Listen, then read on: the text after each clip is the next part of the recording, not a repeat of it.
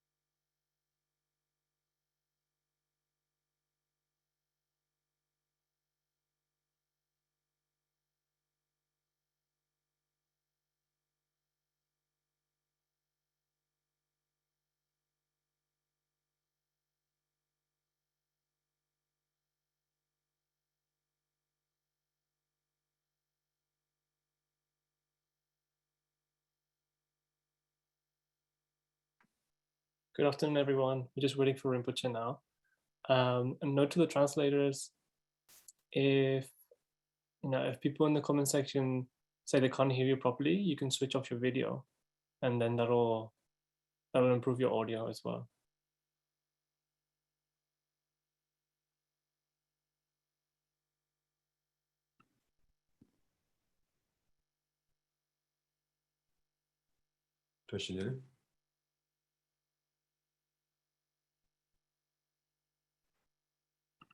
I can hear you. I can hear you. Are you a Chinese translator?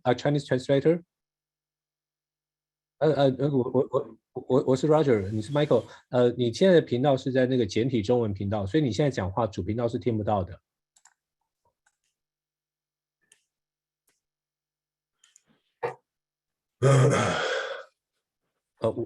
我建议你把你的下面那个地球劝举到英文频道，然后呢你发问，然后它上面会有人回答，因为我现在会干扰到演讲的进行。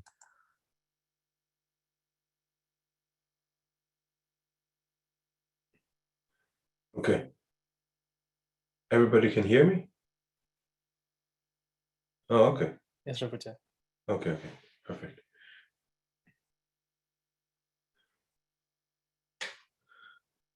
Okay. So good morning and good afternoon and good evening to all our participants here. Okay.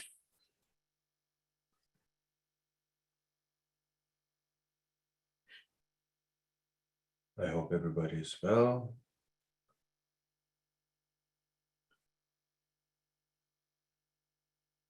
Okay. So today I have a small gift for you. A small gift in a sense. Sukhasiddhi's Nature of the Mind teaching. So it's very nice. I love it.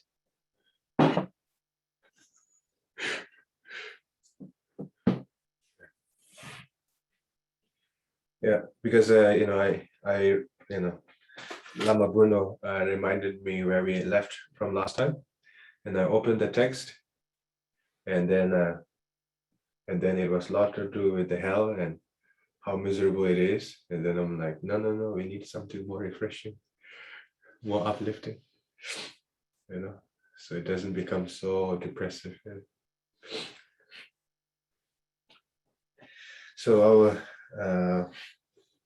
I will start with the Sukhasiddhi's Her Nature of the Mind teaching, and then after that, then we'll go to the Lamrim teaching. Yeah. Okay. Yeah. So we will start with the Refuge Prayers, and then mandala and the prostration and everything. Okay. Sanjin Jue Dan Zoge Jonam La Changjun Bandu Dane Jasun Chin Dage Jinsun Gibi Sunam Gin Drola Penche Sanjin Dubrasho Sanjin Jue Dan Zoge Jonam La Changjun Bandu Dane Jasun Chin Dage Jinsun Gibi Sunam Gin Drola Penche Sanjin Dubrasho Sanjin Jue Dan Zoge Jonam La Changjun Bandu Dane Jasun Chin Dage Jinsun Gibi Sunam Gin Drola Penche Sanjin Dubrasho Sanje Judan Soge Jonam La Janjun Bandu Dane Jasu She Dage Jinsu Gibi Sonangi Ndola Benje Sanje Ndru Barasho Changse Wadan Jujin Shaba Dan Jisu Yeran Guishin Soy Gewa Jongse Dage Jizaba Tamshe Dage Janju Chenbo Sanjin Beshe Jungshe Medo Jamare Rab Linshi Yede Jemban Sanje Shindo Mede Boa Yen Roga Namda Shinla Jun Barasho Pandan Zawe Lama Rinpoche Dagin Chigurbi Menden Shula Karin Chimpe Goni Jesonde Gozon Doge Ngorun Zando So Doji Chanda Wanji Pema Zon Shawa Reba Mere Rewa Chumbo Moju Shawan Jusun Zaje La Me Shawa Changsa Lu Chodo Jeroshi Jingi Lamdo So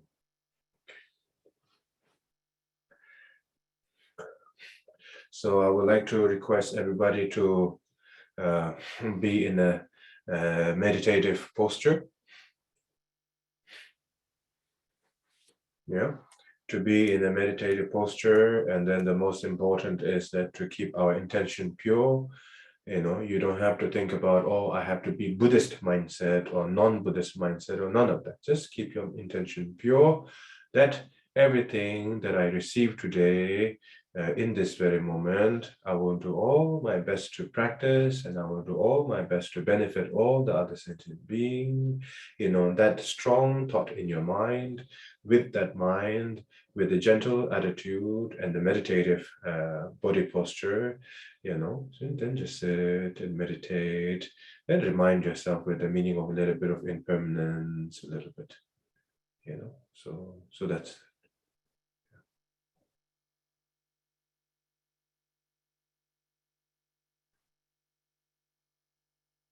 okay.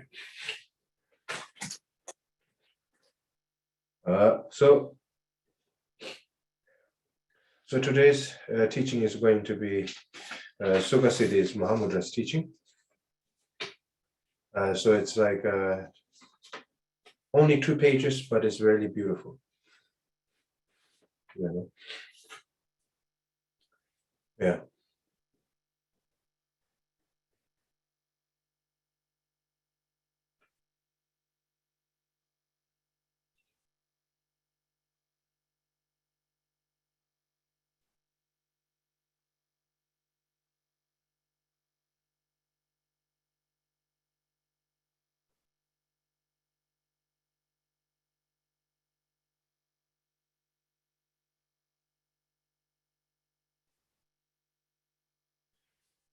So I hope you are ready to hear this. I am assuming that you are ready to hear this. So you also assume that you understood. So at least we have some symbolic connection, you know, to each other. Yeah. And in case by accident you are enlightened, then I would like to receive a teaching from you as well. You know, so that's that. Okay. So Sukha Siddhi is her Sukha Siddhi Chajachemba Motu Shukso. So I have to tell you the explanation about the Sukha Siddhi a little bit. You know, of course, there's so many different kandromas, you know, angels, kandromas, enlightened female practitioners, you know, like an example, you know, from the Tibetan history, we have the, you know, Kandri Shitsojel, you know, the student of Guru Rinpoche. We have that kind of stories that we know. But And then like from the Indian version, it's a little bit like the Sukhasiddhi is an Indian lady, from Kashmiri region, and then also Niguma is an Indian lady, and both of them they have never met each other historically, but they had, the Niguma has a journey a little bit more, like a little bit like a Buddha Shakyamuni, like you are born in a good family, and then eventually you abandon everything and you abandon all the worldly life, and then you seek for the Dharma, and you receive teaching. She received teachings from such as Saraha, the Mahasiddha, the very renowned figure, Mahasiddha, and such as like that, and then or finally having a face-to-face interaction with the Vajradhara itself, more or less to do with recognizing the nature of the mind. Okay, there's somebody saying there's no sound for the Chinese translator. Nick, I hope everything is okay, so I don't have to repeat everything. Let me check. I hope they understand what's going on. If it's good to go, please let me know.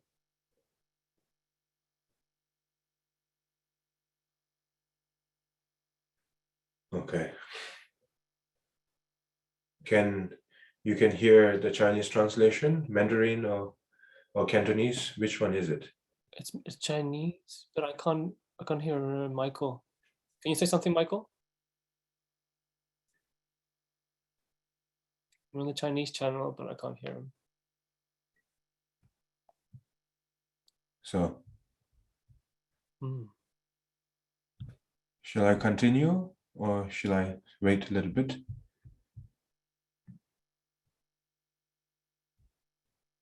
Okay, now we can hear the Chinese. Okay, that's good enough.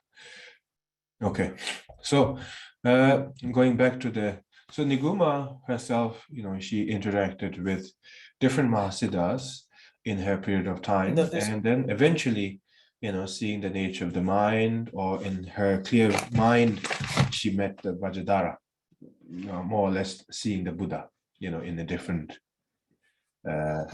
appearance. And then such as like a Sukhasiddhi, she had a little bit more difficult challenge, because she was, even though she was a mother, she was outcast by her own families. There's a long detail of the stories, but I will not get into that. So even she was a very loving mother, she was outcast by her own children, by her own husband.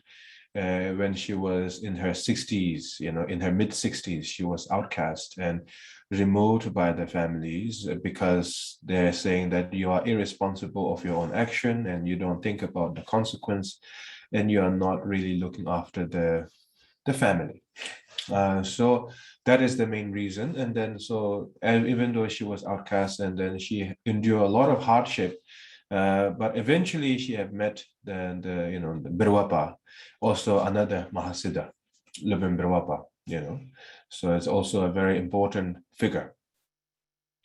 So of course she received teachings, she practiced for 6 months, and then she transformed herself into youth, or charismatic youth, so and then and I think it's a possible, like you look at our human life, our own modern life, if we eat healthy, if we have less stress, and if we are more healthy, and then if our mind is more awareness, and then the youth is a possibility, but then if you put so much garbage food, and then if you put too much garbage in your mind, and then obviously some people who are like very young, and then they look completely very off balance. Let's put it like this: the personality is off balance, the mind is off balance, regardless of the age.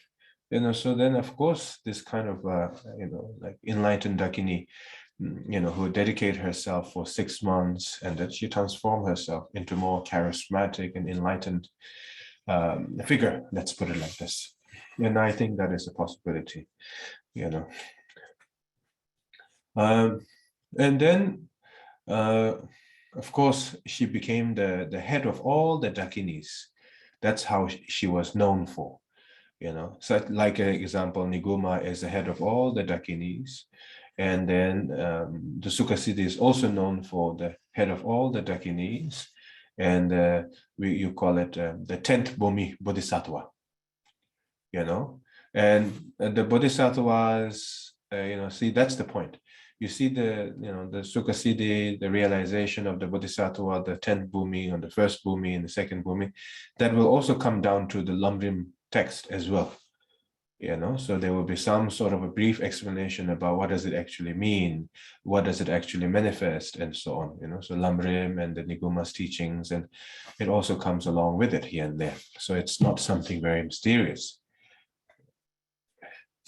So of course, Sukhasiddhi, she was first, encountered by Chumpo Nanjo after she was enlightened. And the Chumpo Nanjo, the way he described about her is it's like very close as a family. He described the first, she was my guru. Second, she is my partner, like a spiritual partner, not husband and wife, the spiritual partner.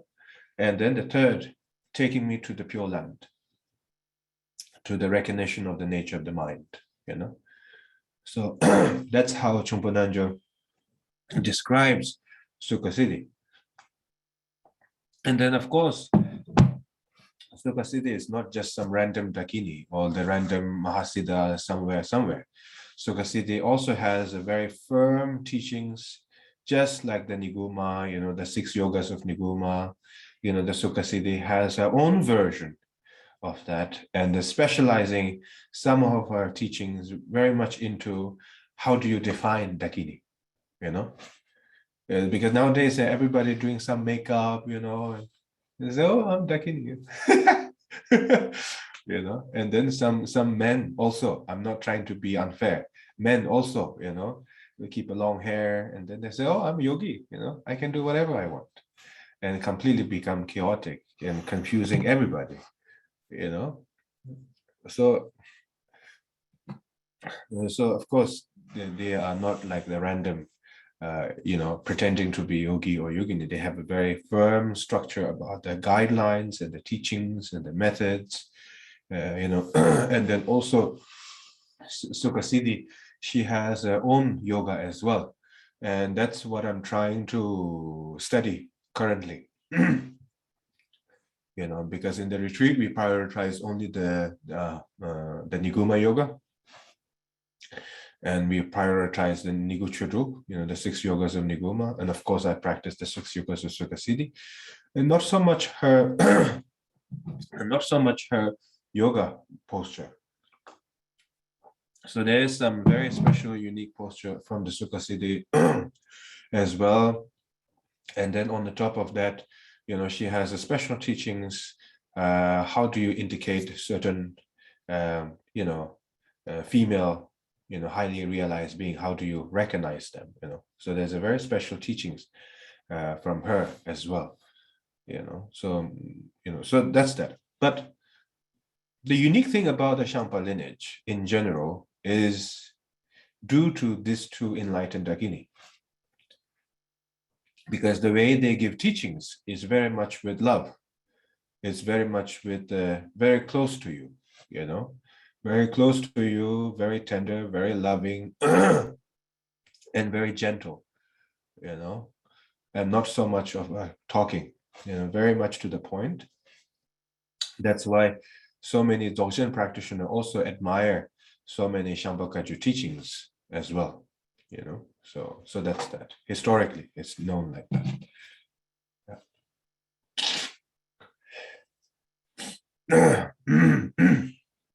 Okay, I have to. So just so you know a little bit about the Sukhasiddhi before I give the nature of the mind teachings from her. Otherwise, if you just think, oh yeah, this is just one of the dakini, and it doesn't make any sense, the importance of it,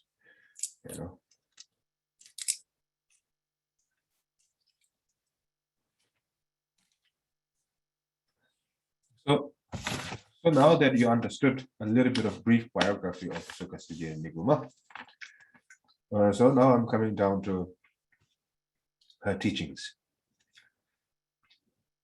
Sukamasidi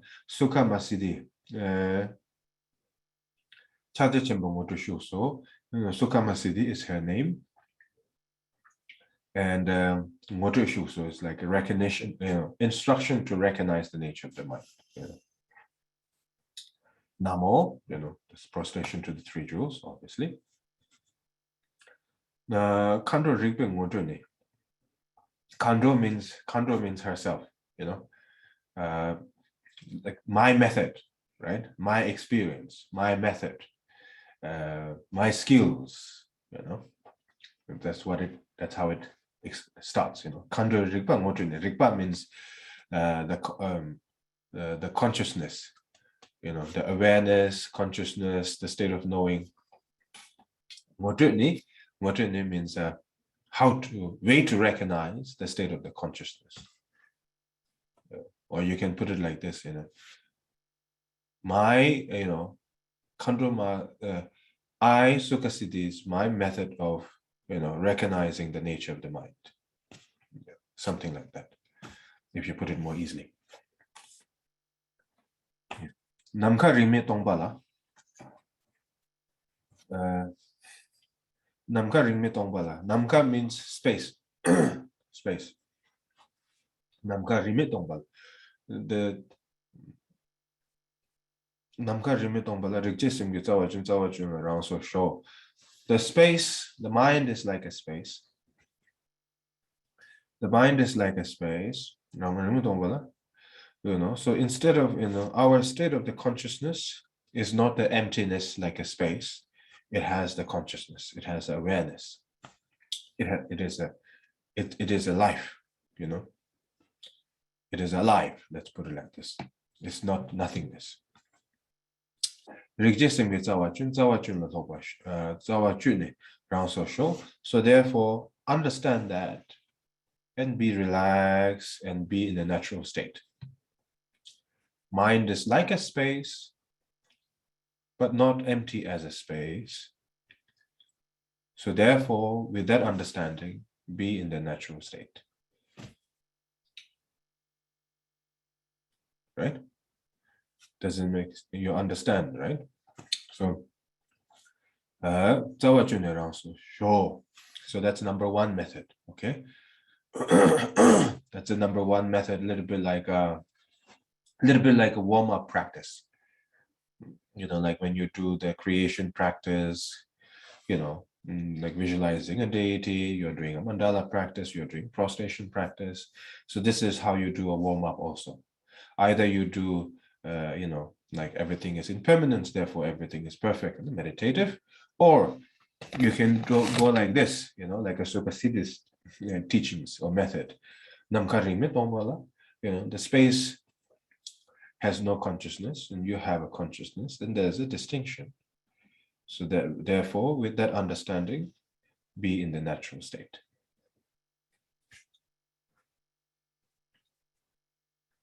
Okay. So that's a first method. So just don't mix everything together, okay? Otherwise, if you mix everything together, then it's really confusing. So that's distinguish that as a one chapter. Now we are moving to the second chapter. Okay. Kerim Deban Zogbata. Kerim Deban Zogbata means Kerim Deban Zogbata. Like if you are doing a creation practice, or such as a completion practice, reciting practice, Kerim, Ke means creation. Rim means gradual creation practice. Deban Zogbatas, when you completion of all the creativity of visualization, once that is done, then, the transaction from that,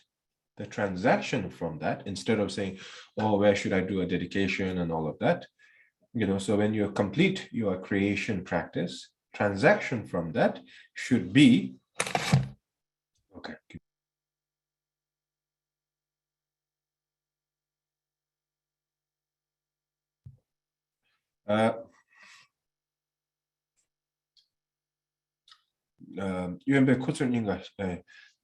So once you finish visualizing all the deities, and once you finish chanting whatever you're chanting, right? Maybe you are chanting Avalokiteshvara, Green Dara mantra for 100 times, 200 times, 300 times, whichever your daily practice may be.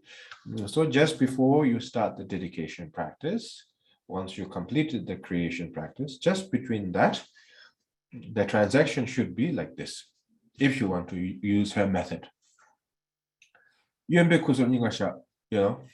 Keep your left fist hand to your heart, to your heart like this, and then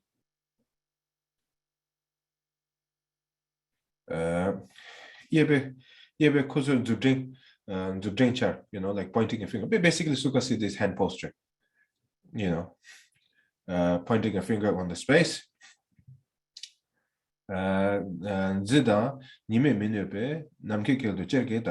that covering the sunlight, the sun radiance, let's put it like this, so you put your hand gesture like this, or like that, or like this, and then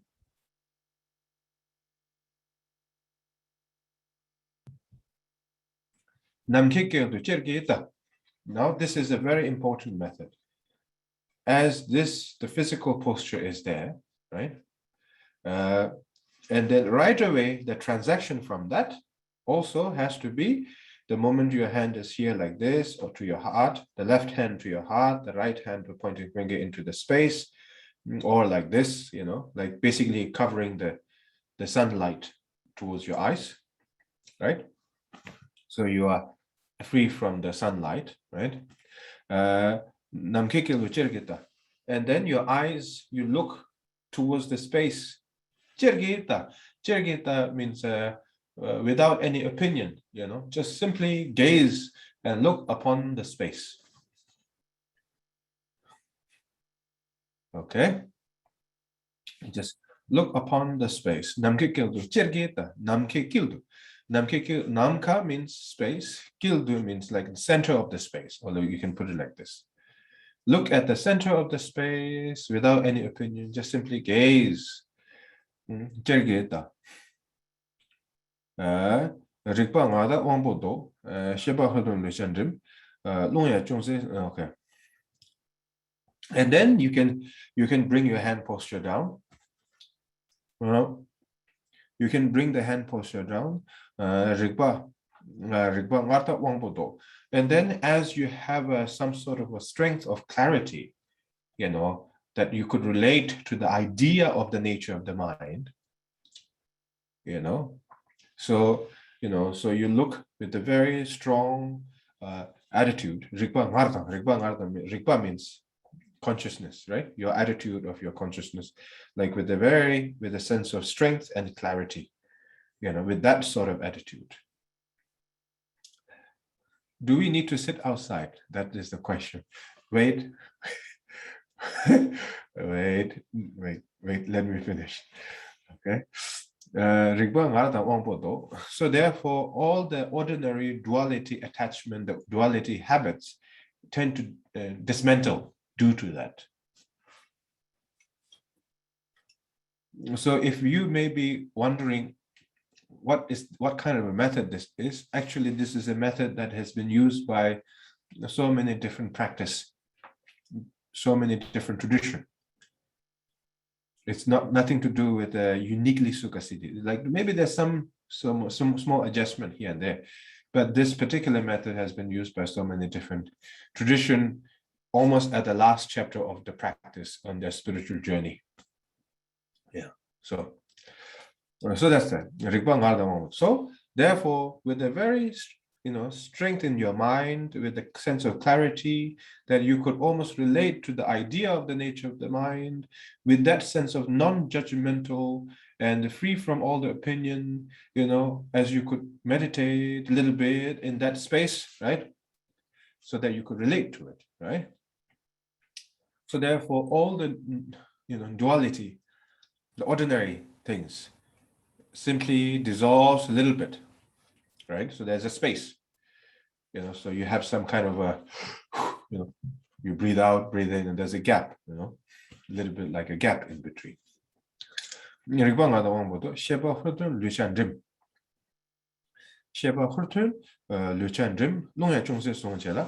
therefore, with continuation of that strength of the clarity, right? So continuation of that strength of that clarity, you breathe out with your hand and breathe in. Keep the air a little bit. Keep the air like the vase, don't keep the air in your head or to the bottom. Keep the air over here. Breathe out a little bit. Then breathe in a little bit, and then, and then along with that, you breathe in a little bit, and then keep the air a little bit, meditate a little bit, and then you breathe out. Okay, then followed by, very important, this is a continuation, this is not a separation, followed by rangitewar achiko, and at the navel of your body, like the navel, visualize one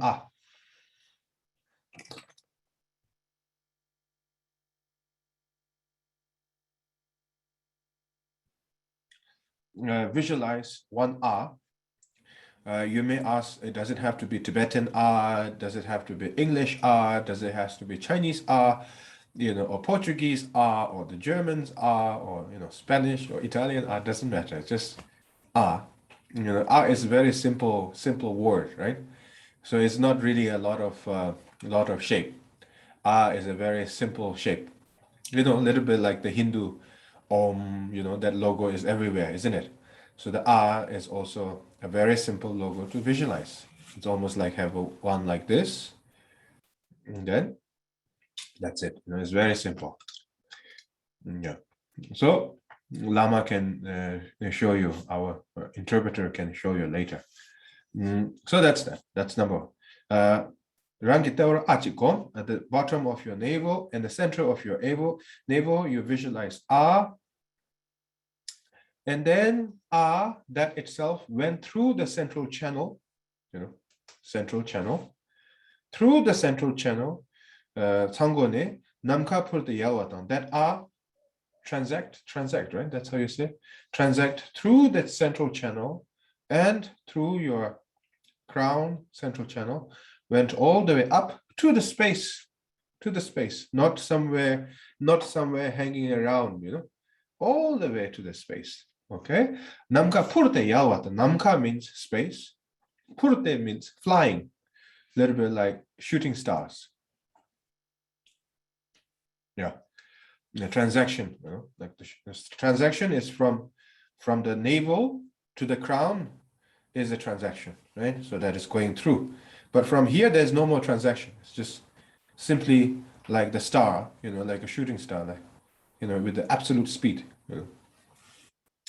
towards the endless destination, to the space. Namka Purte Yawata, Chuni Tueda Tawata, Simni Tueda Tawata, Tueda Namke Manitu, Machi.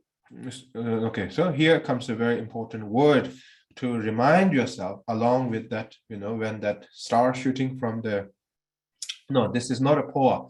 Please do not mistake it with the poa. This is not a poa. The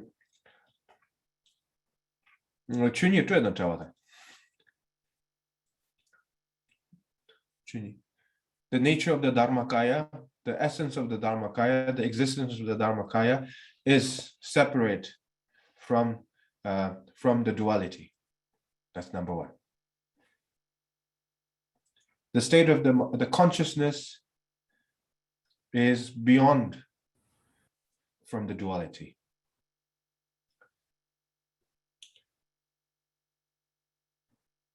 Like the space, existence of the space is beyond duality.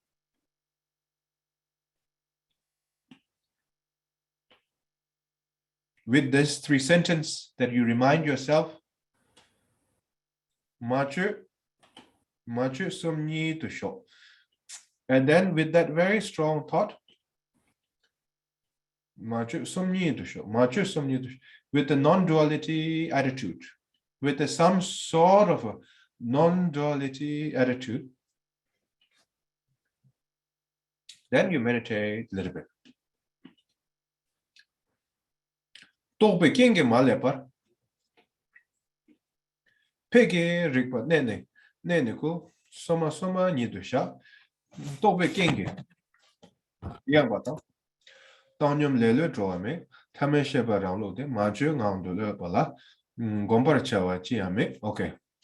I'll go slow a little bit. I'm going a little too fast. Tope kinge malepa. You know, when you are being in the state of the mind with this non-duality, without any interruption, tokpa means a thought, okay, in Tibetan. Nam tok, you know, nam tok means projection of thought. So that state of the consciousness is absent from the projection of thoughts, the very nature of that.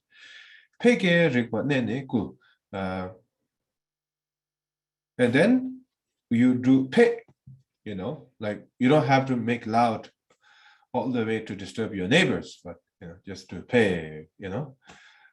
So with that sense of word coming from your mouth, then you remind yourself back to the normality. You know, and then be in this natural state. Tobe kingi yang watang nam to the tanyum lelen roame. It is beyond the laziness and beyond the ordinary projection of thoughts. Tamil shepa rangluti. Tamil shepa means ordinary. You know, Tamil shepa rangluti. This natural, ordinary tradition. You know. Maju ngangdu lepala. Maju means without any filter or without adding anything on the top. Maju means masu means not attaching anything with that sense of mind. Ngangdu lepala means being relaxed with that attitude of mind. Ngombara chawa chiame. And when you are able to be in the state of the consciousness without any opinion, but in the absolute clarity and being able to witness all the projection of thoughts, but being also at the same time being able to distinguish what is the projection of thoughts and what is that reality and what is the nature of the mind, being able to distinguish. And so when you are able to be in the state of the nature of the mind in that very moment, and then you have to tell yourself, after or before, or you know, not during, there's nothing to meditate. You know, such as a grasping sensation of wanting to meditate and wanting to achieve this, being absent from that as well. When you are in this presence of the nature of the mind and the consciousness, just be with it. You know. And then once you conclude as a 5-minute session, 10-minute session, right? And then conclude it with your dedication, with the, you know, with the, some sort of reminder to yourself. So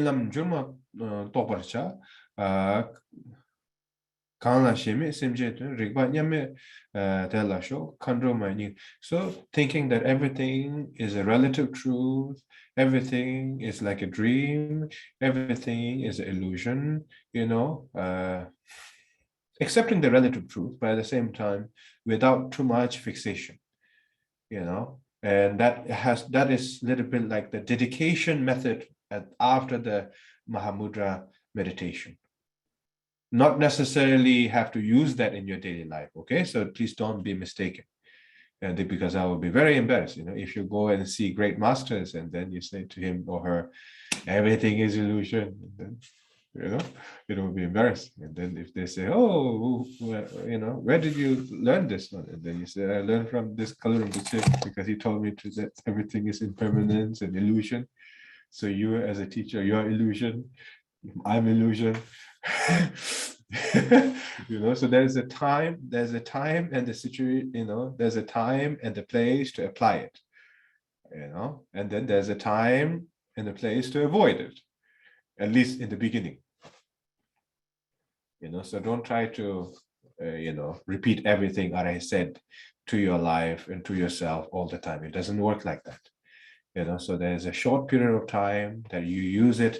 Like I said, like there's a preliminary mindfulness method that you bring yourself a little bit down to earth.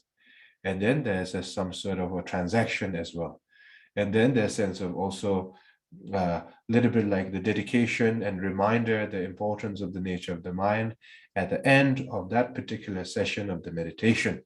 And then there's an actual verbal dedication, like the actual verbal dedication is Sunamdi, Tamjizikbani, like dedication and bodhicitta to all this, and that's more like a very rigid form of dedication.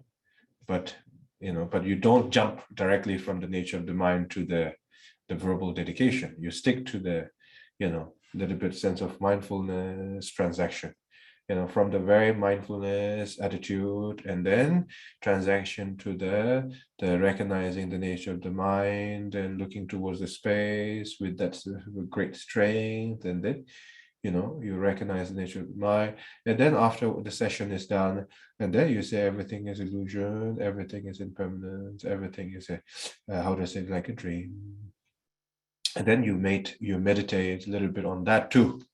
And then after that, you make the dedication, the verbal dedication.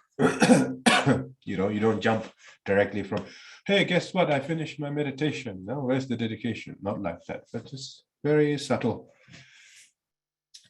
So that's that. Milam Juma Tobacha, Kala Sheme Semjin, Rigwanya Me, Tela Show, Kandro Maya Ningdami, so wait a second.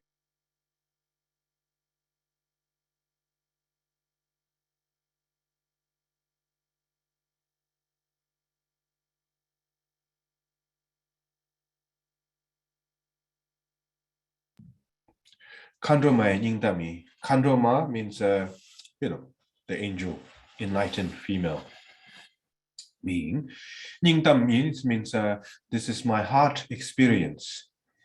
That's what she's saying. This is my heart story and heart teachings, heart experience. Yingdami.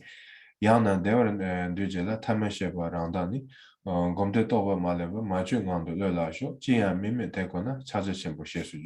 So now there's a last 4 sentences again. She's reminding, to her student Chumpo Nanjur again, so like there's another 4 sentences that she emphasized a little bit more further, about the nature of the mind.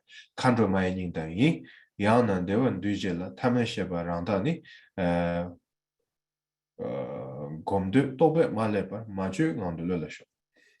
Way to transaction yourself from the duality ordinary state of mind to the state of the mind of the non-duality, to the state of the consciousness, in order to make the right transaction, right? In order to make the right transaction or traveling, let's say, there is, I want to meditate, I need to meditate, abandon this desire, abandon these qualities and habits, abandon all these things. Just simply, just simply be in the state of the mind that is absent from all the creativity, and then be completely, relaxed, but at the same time, the clarity is there. You know, there's nothing actually to visualize, you know, but your clarity is there, your awareness is there, your continuation is there, and that is called Mahamudra. That's what she said. Okay, so there's some questions.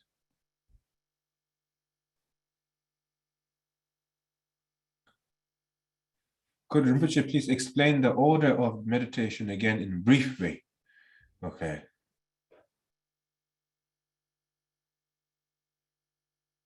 Okay. Oh, okay, I have to repeat again. You're testing my compassion and my bodhicitta.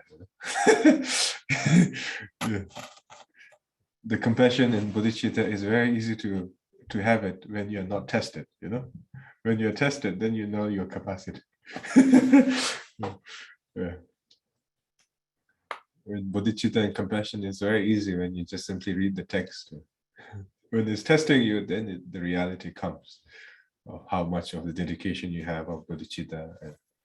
Yeah, anyway, the right order is like this. I will just try to be brief and explain to you. So first she starts with the space, right? The space is vastness, is clear, it is beyond duality, but it does not have the consciousness. It does not have the nature of mind. So the closest thing you could relate yourself to recognize the nature of the mind is the space. That's what she's saying. But how you use that, how you understand that is very important. And how you use that as a transaction. You know, the first is that you bring awareness to yourself, then you see the example method to try to relate or try to bring some sort of a clarity and strength in your mind that is without all the deities and without all the colorful. The only thing that you could relate is the space, is the blue sky space.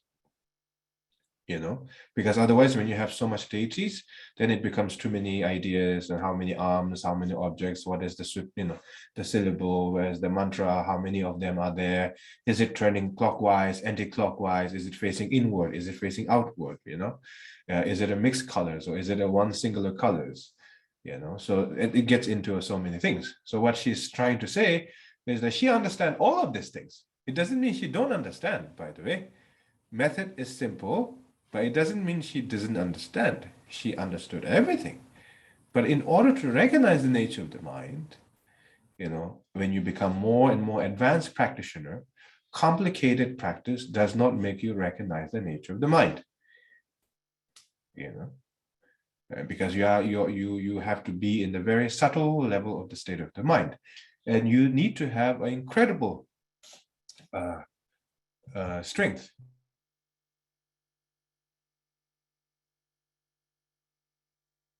So when I say strength, it doesn't mean like lifting a weight strength. You know, strength means incredible continuation of knowing. You know, that's how I define the strength. You know, rikpa. You know, you need to have an incredible rikpa, incredible awareness.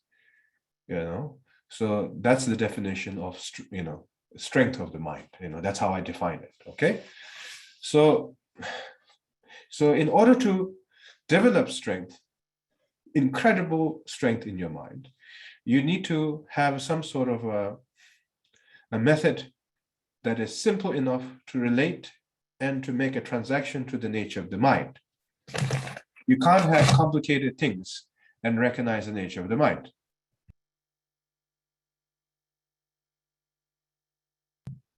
As a beginner, of course, you need all the complicated practice, you know, but when you're really, when you really need to recognize the nature of the mind, you know, at the final line, you don't need to bring the complex method.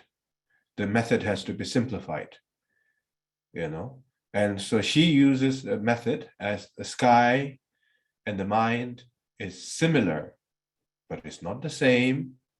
Sky has a vastness, is limitless, but it does not have a consciousness. We have a consciousness, right? So that's a little bit like a building up, you know, the distinction between space and the mind, and you know, that's the building up, you know, you, and like she's talking to you, right? So when you finish any or sort of a deity practice or any sort of a creation practice, kerim means when you gradually finish any sort of a deity practice, it doesn't matter which tantric level of the deity may be, right? Once that is done, instead of going directly to the dedication of bodhicitta dedication or sentient being dedication, you know, instead of having that urgency to finish it, you slow it down, and then you say, you know, then you point a finger on the space, or simply put a hand like this to cover the, you know, the sunlight in case you are outside, you know, or you can use the umbrella to cover the space. And then the other hand is like this, you know, to your heart, like this, you know, pointing finger upwards, and then to the center of your chest is a heart position, okay? And then with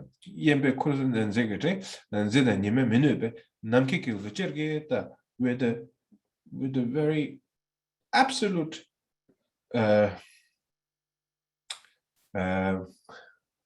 without any second opinion, you know, that sort of a mindset, you know, with absolute genuine state of mind. And then you just look at the center of the space, completely gaze, and your eyes simply wide open, and you know, just simply looking to the center of your space. With the very, you know, when you look at the, like an example, I will give you an example. When you are concentrated on certain things, right, in our ordinary world, when you are concentrated on certain things, your actual normal reality dissolves, isn't it? It's not dissolving like a sand, but it is dissolving, right? Like an example, you know, when you're playing a football, if you got a penalty kick, you know, and then you forget there's a people around you, and you forget there's a team around you, you see your ball and you see the net. You know, I think that's a very common, you know, because many Asian people and European people, South American loves football. So you know how that feels, right? But not when you're playing the neighbor's football. I'm saying when you're playing the really serious match, you know, when there's a prize, and when there's a family expectation and a friend's expectation, and when the boyfriend or girlfriend is watching over you, you have so many things going on, and you want to impress everybody, you know. And then you got the penalty kick, and then you are under so much pressure, but then your mind goes like this, you know, a little bit like the tunnel vision. You know, you go a little bit like the tunnel vision, that you almost, you know, forget everything around you, and you see only that goalkeeper's hand and your ball and the net. You know, you see only three things, and the reality that you're actually leaving, you know, that you're living, you're breathing, you're talking, that is dissolving, isn't it? So now imagine that exactly the same, but much more subtle level, you know. And so that's what Sukhasiddhi is trying to do to you, you know. But that is not the nature of the mind, okay? That is just a method, you know, because what she's saying is that when you look into the space, you lose the attachment and the grasping sensation to the reality that you're living with. You know, so that's the effect that is happening to your mind. You know, the sky is nothing special about it. You know, there's nothing special about the Niguma sky or the Sukhasiddhi sky. You know, you don't have to sit outside or indoor, you know, with umbrella, without umbrella. It doesn't matter, you know. It doesn't have any unique. But she's using that method so that you lose the very fixation of this is my reality, this is this, and this is that. You know, so I assume that everybody plays sport, at least done some sort of sport engagement in your life, and you know how that feels, right? But this is like the opposite of that, way ahead, more advanced. Let's put it like this, you know. And you know, so, and that's the whole point about the practicing the deity, because when you practice the deity, and then you lose the fixation to the ordinary reality, and then you develop that quality again and again, again and again, again and again. And when you finally introduce the nature of the mind, then you can actually recognize it. You know, you don't have like a tunnel vision, but more like a vast, you know, seeing and witnessing everything. But that's more or less the training that we are trying to do, you know, so that when you're able to bring that subtleness of the mindset in the continuation, and when that becomes a reality, and then on the top of that, when you introduce about the nature of the mind, simple teachings like a Sukhasiddhi that she's doing, you know, then, you know, without any doubt, you understood.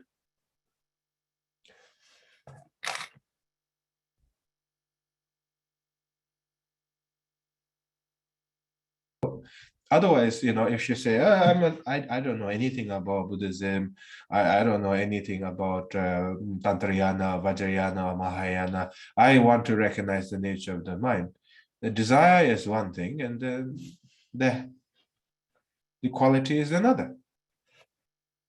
You know, so therefore, what Sukhasiddhi is trying to say is that, you know, when you are looking into the space, you're losing the fixation to that, you know, to your fixated reality.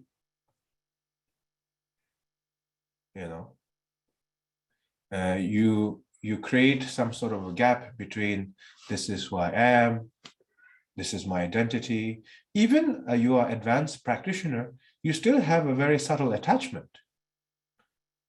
You know, you still do have a very subtle attachment. Even you're a very advanced practitioner, you still have a very subtle attachment, but it's not enough to damage your whole life and kill other people and hurt yourself and so on. But existence of the very subtle attachment, very subtle fixation still exists. So in order to create that absent from that reality is to use her method, and you look into the space with a completely non-judgmental, with a genuine view, with a pure intention, without thinking too much also. Without thinking too much, simply gaze wide open into the space. And then when you develop that very strength of the clarity and the clearness, and then you bring that down into your mind, right? And then you bring that, the strength, you know, you transform that, the strength of the clarity into breathing out, breathing in, keeping the air within, you know, like a little bit like the vast posture for 5 seconds, 10 seconds, things like that. And then after that, then you visualize the you know, transaction from the navel through the channel and from the crown like a shooting stars, you know. And then after that, you tell yourself, you know, the Dharma, you know, the state of the Dharmakaya is beyond duality. The state of the consciousness is beyond duality, you know. So as everything is beyond duality, I meditate, not I, as everything is beyond duality, with that understanding, you know,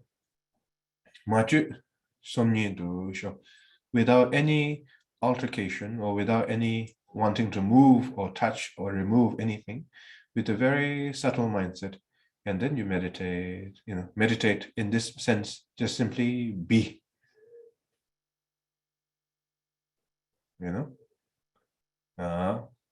And then to distinguish whether you are in the nature of the mind or not is that your nature of the mind is absent from all the projection of thoughts. So if there is a projection of thoughts, then you say, "Pay," like that, Then again, you meditate a little bit in the same principle, with the same method, that, Dharmakaya is beyond duality. The consciousness is beyond duality. Because everything is beyond duality, I just live in this, So like that.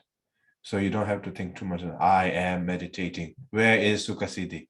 Where is the nature of the mind? Not like that, but just very subtle transaction.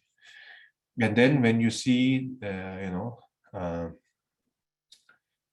some sort of distraction, then you say, "Hey," and then again you meditate. Yeah. And then after that, after that few moments later, then you say everything is impermanence, everything is like a dream, everything is like an illusion. Then you meditate a little bit. Then you go to the dedication.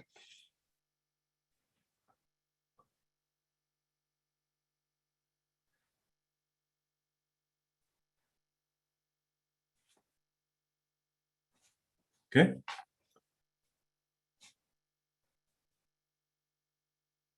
You use, that is clear. You use pay to notice distraction. Yeah, you use the pay as a part of the little bit like the escaping, not escaping, but more like a little bit like abandoning the projection of thoughts, or the cycle of the projection of thoughts.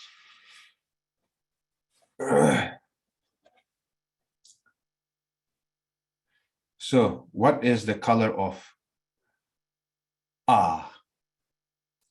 I think the color of Ah is AH.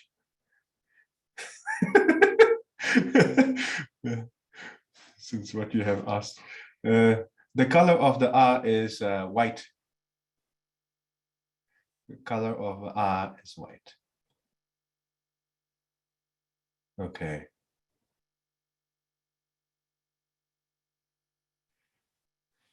Okay. Rinpoche, could you explain a bit more about the nature of the mind? Is free from the projection of thoughts? Yes, the very state of the consciousness is free from all the projection of thoughts. But if you try too hard, then again, you don't recognize it.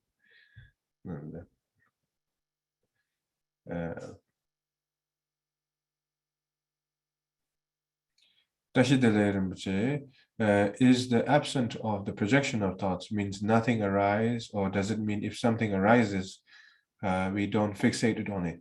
If there is a projection of thoughts, then you just simply do pay, then you meditate with that sound. You don't have to visualize anything with that pay, you visualize everything to do with Ah. So don't make a mistake between these two.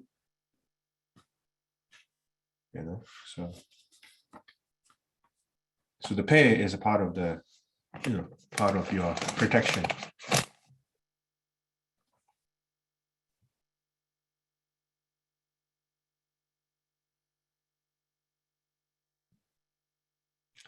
Okay.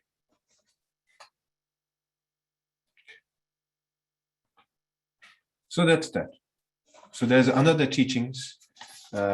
Iti means something very, keep it private, keep it to yourself, and things like that. So that's the Sukhasiddhi's teaching. So everybody recognize the nature of the mind yet? So we don't have to focus on Lamrim anymore,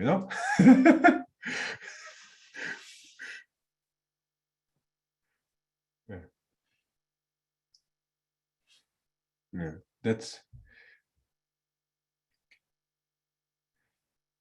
or maybe we can just remind ourselves that we are still a human being in the samsaric world, then we can start the lamrim, how terrible the hell is, how miserable it is, how long it is, the multiplication, the multiplying time between the heaven and the earth and hell.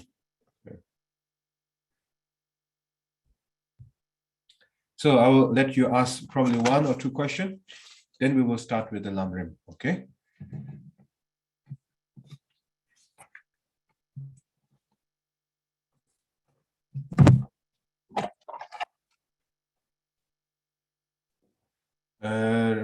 Can we have the text? Well, you can volunteer and support as a translator, working with the lamas, for the text, and that's something with the Kalu Foundation what we are trying to do. You can join as a volunteer, and then the lamas will make it more refined. Because the lamas themselves, they have many things to do. They have to teach, they have to do retreat, they have their own personal matter. So, so you can volunteer to translate, but the refining responsibility comes down to the lama. Like the French Lama Serge, the Portuguese Lama Bruno, the Asian we still have to find over the time. We have to make a different group, so that nobody get mistaken. And like an Italian Lama Renato is there. The German, I think Christine also have been helping, but we have to make a new group, that we have to bring in some lamas, how to make the right interpretation, not just translation the word, but how to make correctly, so that everybody can get the text for free, so there's no business in between, so nobody can sell it.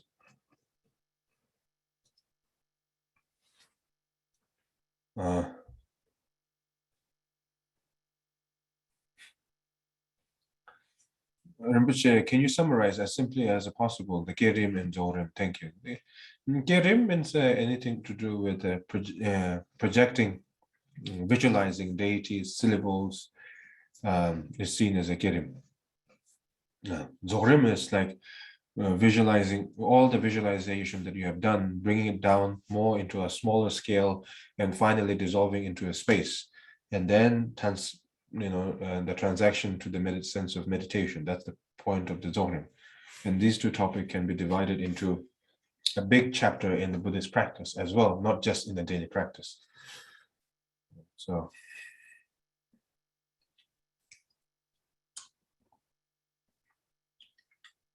such a gift on the full moon for us. Blessed and fortunate we are. I don't even know it was full moon. That's nice.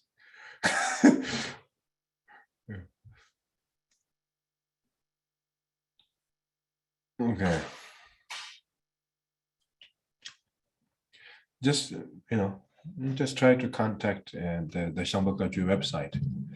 And at the moment, everything is the Shambhakaju website at the moment.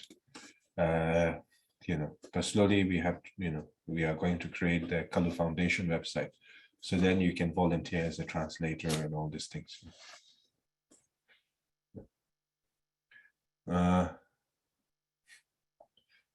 Larry Gonzalez, what is the relation between being enlightened and recognizing the nature of the mind? Being enlightened means you have no karmic negativity left. And you also don't have any subtle negative emotions in your mind, not even the slightest. So that therefore you are called enlightened. Recognition of the nature of the mind is just simply making the first baby steps, as a human being, let's put it like this. So recognizing the nature of the mind doesn't mean, means a lot, but also means nothing. It depends how you maintain your journey. Like even you have some sort of a realization, you are not free from making mistakes also. you know. But if you are enlightened, you know, you do not make any mistakes. You do not make any wrong approach. You do not give any wrong method, nothing, you know. So it's a big statement when you say, I'm enlightened. It's not a joke. It's a big statement. Even the bodhisattvas, you know, who are reached to a different level, they still have a very subtle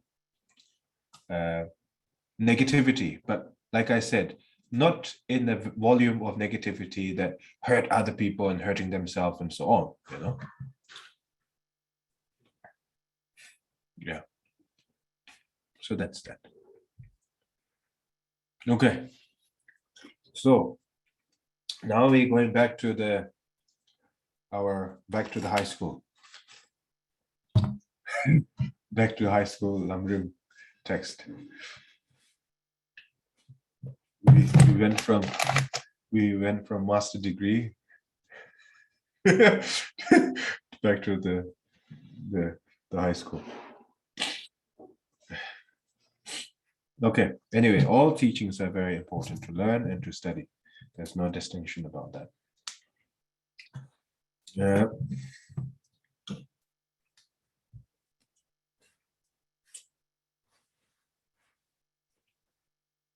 Do we pronounce the syllable pe each time the thought appears? Yeah, but not that often, you know. You do it once in a while, but you know, if you keep on saying pe every time there's a projection of thoughts, oh my goodness. They will say, what is going on with this individual, you know? So be discreet about your pe, you know. Yeah, like if you're in the meditation room, yes, do many pe as you want. But if you'll be with the other people, obviously you don't do that. You know, you have to encourage other people to be Buddhist practitioner, not confuse them. You know, so you have to be careful with how you behave. You know, that's very important. You may reach to a very high realization, but the right attitude, right behavior to encourage and motivate other people is the key, fundamental key to being a Buddhist as well. You know, so you encourage them, what is the right action, what is the right method, you know. So you have to inspire them, you know, and then we all have that responsibility. So,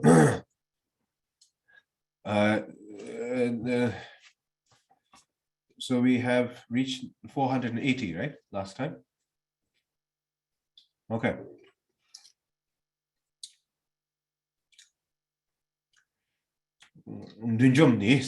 So now, last time we talked a little bit like so many different categories of hell.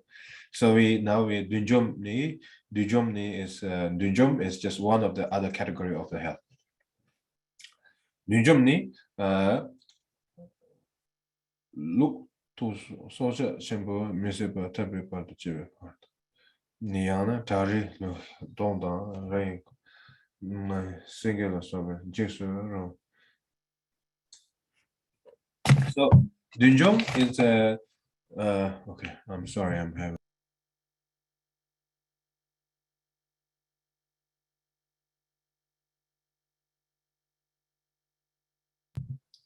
Dunjom.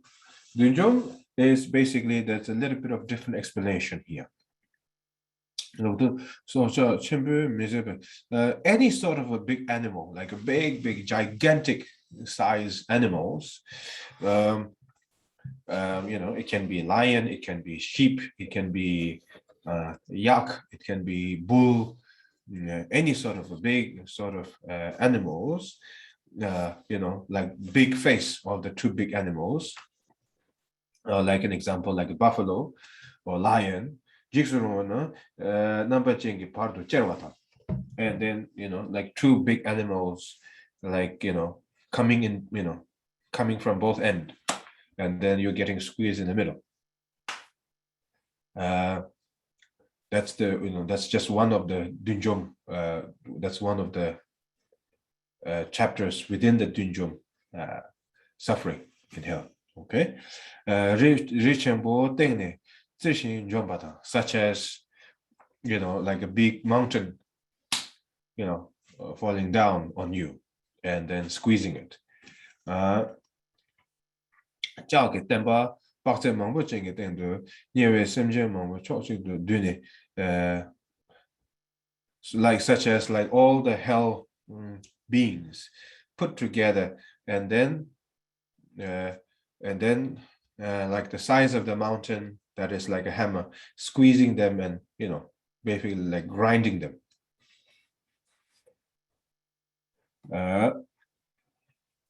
Rika Jebam, Rika Jebam, Dunjin so Degna, Yang Arshin Sobanjula, Yang Nunjin, Zerwata, Zerwana, Luchama Tabayeno. And then the moment that is squeezed, and then the body becomes like a sand, then again reappears.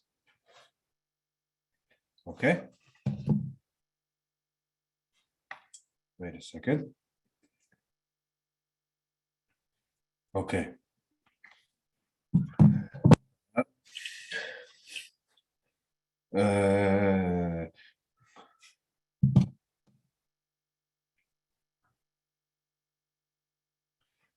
Rika Jepam, Dunshi, so then Yang Anshisonjula, Yang Dunjin Zerwana, Luchemara Taba, Yenos. So regardless of any source of shape, like it can be mountain, it can be like a hammer, a big hammer size of the mountain, it can be two animals, different shape-headed animals squeezing you in between, or all the beings in the hell put together and grinding like a meat, like a meat, so all of them, the moment they are in contact, of course they suffer, and all the beings are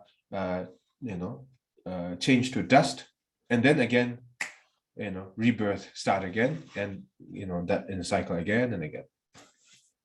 So for the newcomers, Marilyn, could you please teach death with the comforting words?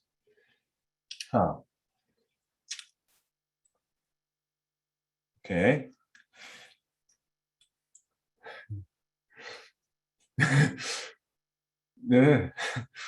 All the beings that are unhappy against their wish, and then the big flower came down against them, and then they turned into dust.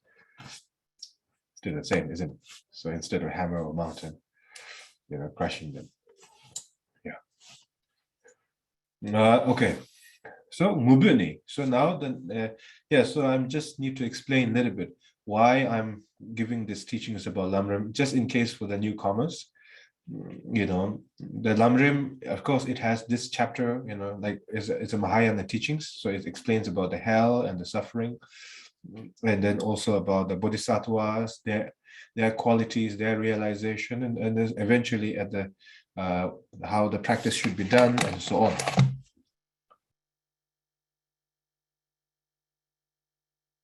And it's something that we must all understand, because many of us, when we say we are Buddhist and we just think about making a prostration and we say heaven and hell, we try to relate to other religious ideas, and it's not. The Buddhism, the hell is not created by Buddha or by any beings. The hell is created by your own accumulation of negativity. Heaven is accumulated based on your accumulation, so none of them is created by somebody else. So there's a big distinction. So, but it's important to understand all of it, so that we can have a more appreciation. And this is not just about the hell, it's about the explanation about the whole 6 realms, because the less we understand about the suffering, the less impact we will have from the Dharma itself. The more we understand the reality of the suffering, the more we will appreciate the Dharma, not because that you become blind faith, but rather you understand the truth from the Lord Buddha's teaching. So that's why I choose to teach this one, as it was very helpful to me. Okay, so now that as a small introduction is done, going back, Mubune means outcry. Mu means cry. Be means screaming, outcry. Screaming with outcry. So jigsaw to me deva. As there's a mass weapons deva. This is so cruel and so exciting as well at the same time. It says social jigsaw to me deva. So many different type of weapons, running after you, like trying to poke you, and all the different type of weapons trying to poke you and trying to run after you. As you run more faster than the weapon itself, you run, and then from far away, and then from very far away, you start to witness a White House. Okay, I have to be careful with that one. Not the American White House, just the White House. Okay. So that he witnessed the White House.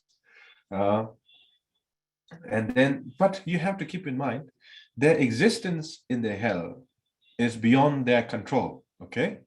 So everything that is like the pattern of suffering happening again and again, like such as running, such as weapon, there's no capacity to think about where is the weapon coming from, where will the weapon will stop, should I run towards weapon, should I run the right side, should I run the left side.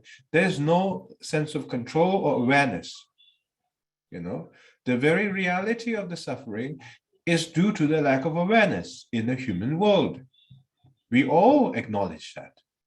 So in the hell realm is that you do not have a choice, neither the capacity at all, until your time is done.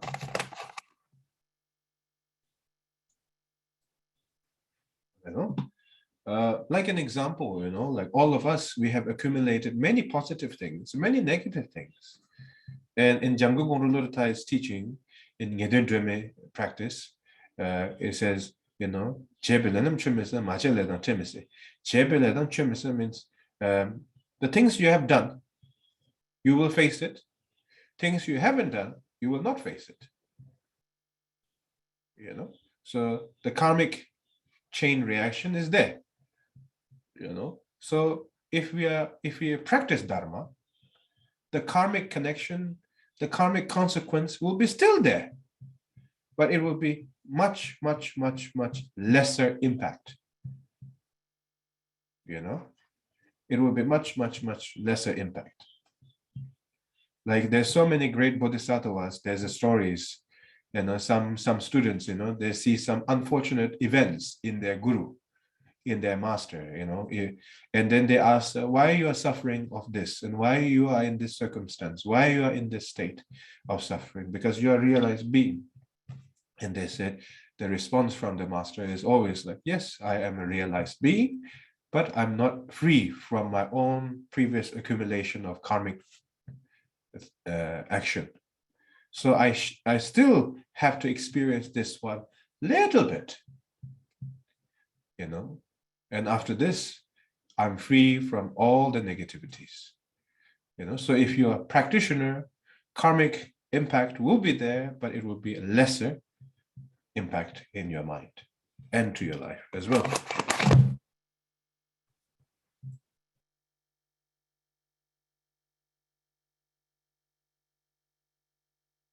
Okay. Okay. So then this individual, sees the White House from far away, and without any sense of control of which direction he should go or she should go,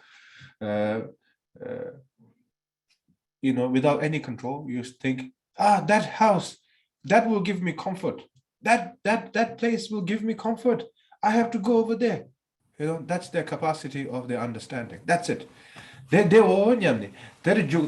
then as they run towards their house, now the chimbana, as they are the moment inside the White House, and then the White House becomes a house of metal, without any doors. Journey chinankundo me bashing, and internally of that house becomes fire. itself become a true fire. And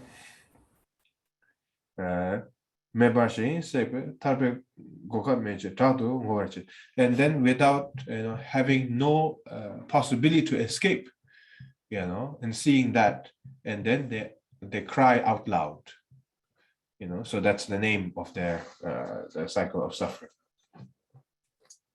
무비 첨보야 대단 저와데 자기 강바 니 림도 여바오 자기 분별 나온도 세바타 zanchembu sebastoje 대단한 유도. And not just the house, but it can be also a vase house, it can be also a copper house, it can be so many different type of shape or house. And then, but the moment they die, then again they are reborn. The moment they are reborn, and they're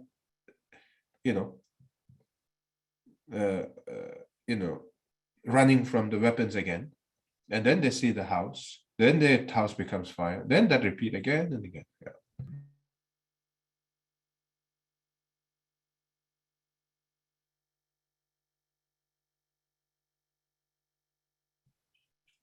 Okay. Okay, that's it. Cawa means hot, too hot. Yeah, that's the name.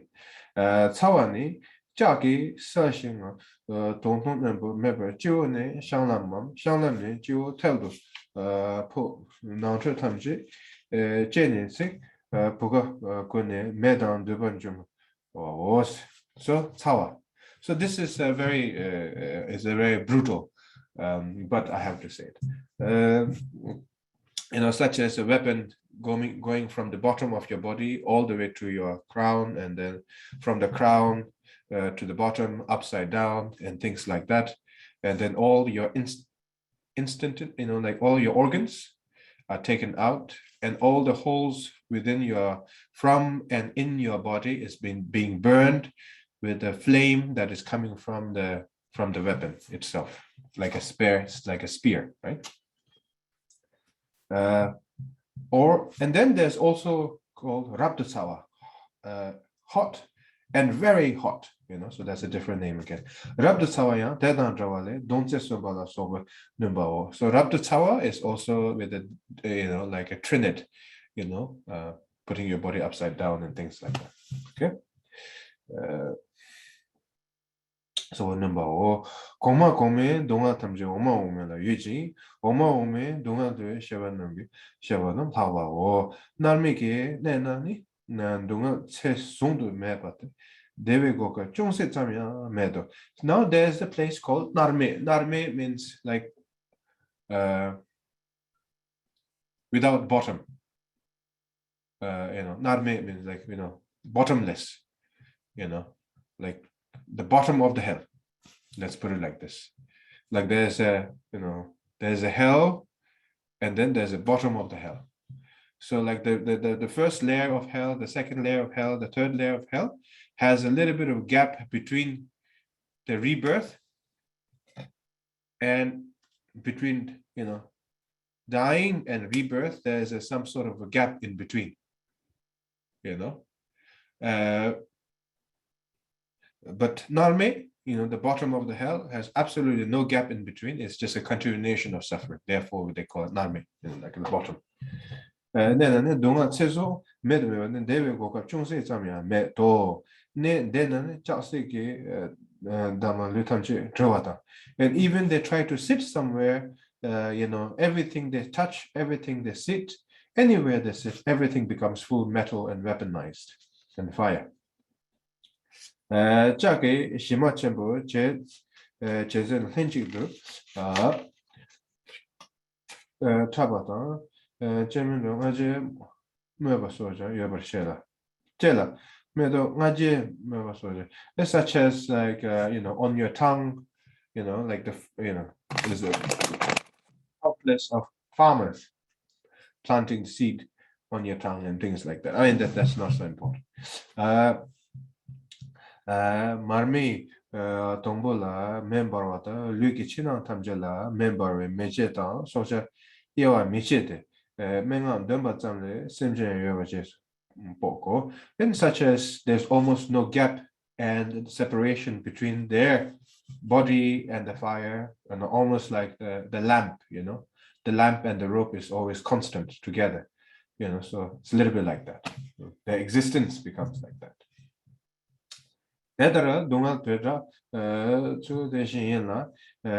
So now it's coming down to the time. So I'm terrible at math. So you can calculate how you want. So I'm not going to count this one.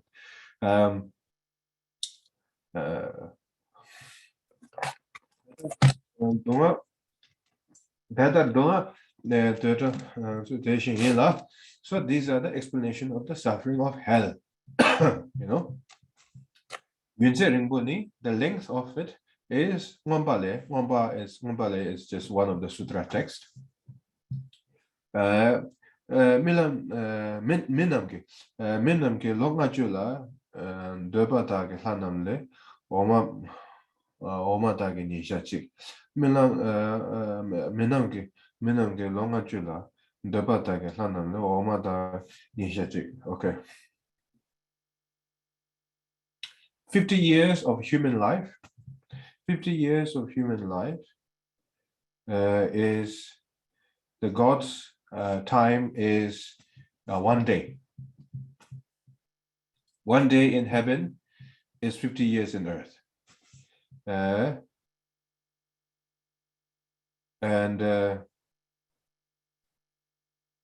then it's a long ajao. And then the 500 years of the lifespan, you know, of the God's lifespan. Kongma ni juro, kongma ni jeta, yanse laso, yanse laso, tugrimshin, delet seda ni janyam. So basically, the hell is a multiplying of the hell's lifespan. Long story short. Let's say that you shall not Jason. Melomachula, Jachi, Shachik, the Tibe Ralom Majatu, the Yansu Shachik. Yeah, so it's like this. The explanation is our 50 years is one day in heaven. Okay, our 50 years is 1 day in heaven, and then the entire lifespan of the heaven, of the gods, are 500 years, and the 500 years is 1 day in hell. You know, so it's quite a long time, isn't it? Yeah, it's like few centuries. Actually, more than a few centuries. Yeah. Hey, long journey. Yangsu be and then the 500 years of the hell is the lifespan in hell. You know?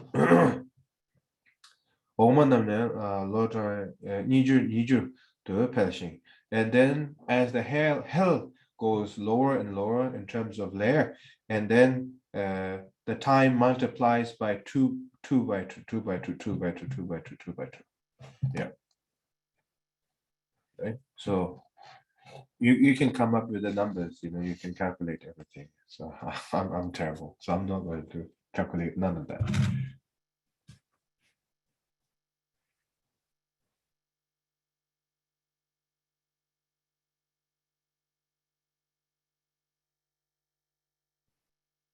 Okay.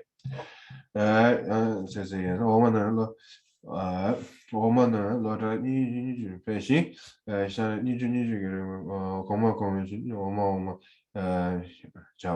then heaven also, the lifespan increases as it goes upward, and the hell, you know, lifespan becomes longer and longer as it goes downwards. Okay.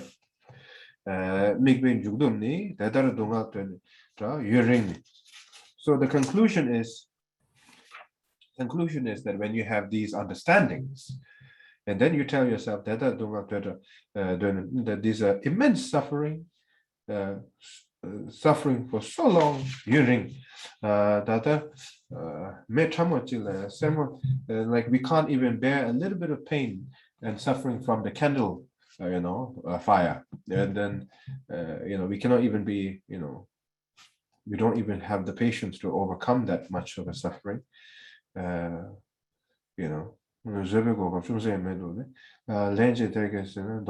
then the moment we are in the hell, then going backward is almost impossible. Almost impossible because it's so long. Not because that every sentient being will be permanently in the samsara, but it's just impossible once you are there because it seems so long. So that's one. So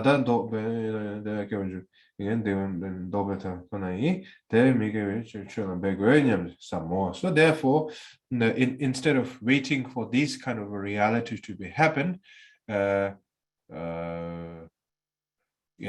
then I shall dedicate myself to the Dharma.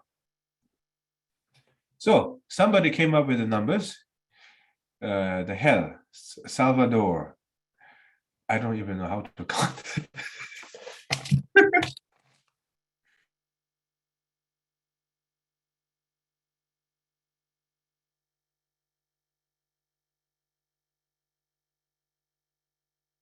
And then you have to think about this, like the hell will continue to exist. Hell will continue to exist for a long period of time. So it's not like only for this period of time of universe, so it's continue to exist.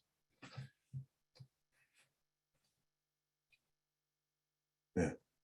So even the 1,000 Buddhas, like our Buddha Shakyamuni is precious and is special, and we consider ourselves very lucky because the Buddha Shakyamuni not just give teachings in Mahayana and Theravada methods, but also he gave the Tantrayana method as well, a little bit like the highway of the enlightenment. And therefore we consider ourselves very uniquely fortunate, and then even after the thousands of Buddhas that will continue to come with some gap in between, with the Buddha Maitreya's and so on. And then as they continue to visit, as the sentient beings are continue to be enlightened, countless and countless and countless. And then after the thousands of Buddhas and being passed, and then of course the earth will no longer exist as we know it, and then of course, there will be a dark period of time on the whole universe. And then again, the universe comes back again. But the hell continue to exist. You understand? So that's the thing,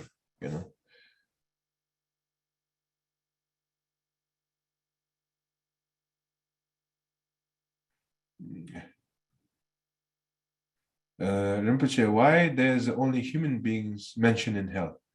Because we are the one who's reading it. I mean, you can't teach the dogs, how to read the text, right? You can tell them how to do the tricks, but you can't teach other things.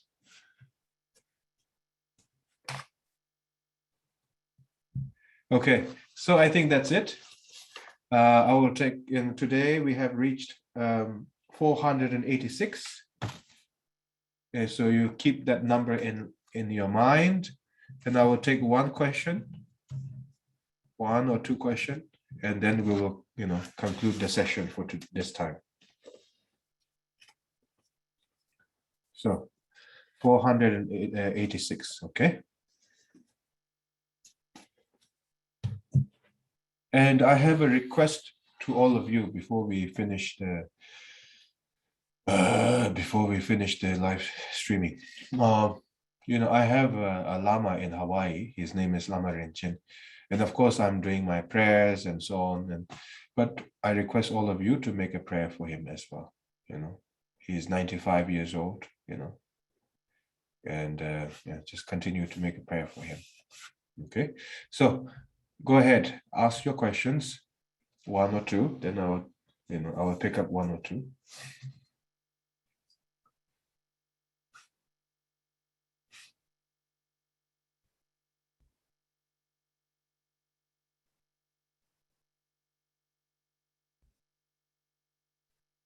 Okay.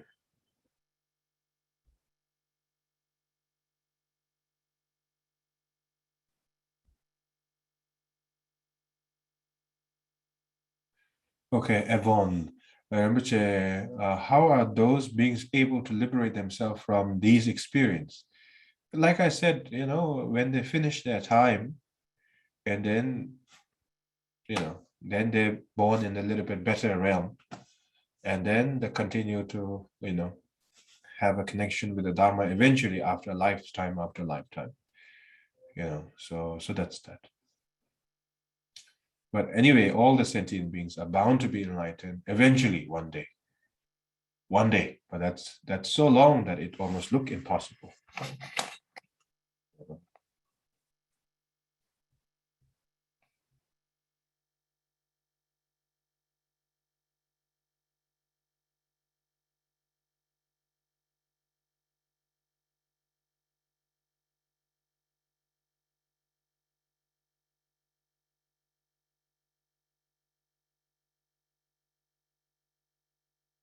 The Lama's name is Lama Rinchen.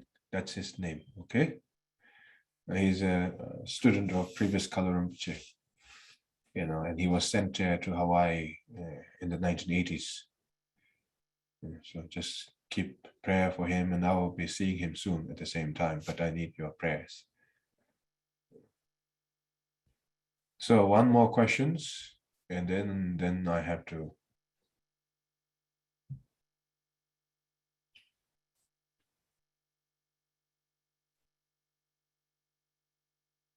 Seems like there's no question.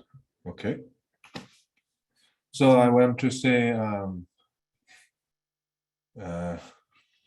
want to say thank you to all our lamas and the translators here, to European and our Asian and South American, and thank you everybody, and North American participant as well. Thank you everybody for translating, helping, and participating. And we will see each other next month. And I will be in America at that time, but I will still do the live streaming with all of you, with the same around the same period of time. Okay, so many tashidele, and please be safe, and thank you for your time and your commitment to the Dharma. And please continue to keep your mind open to all the different traditions, to listen teachings, to learn Dharma, and to practice. Okay, thank you. Take care, everybody. Thank you. Sonamde tamje zigbani tomne nyebe danam pamjene keganache balam tobai sebe zolendo ando warajo jamju semjo remboje mage banam genjo je keba nyamba meba kone kondo be warajo.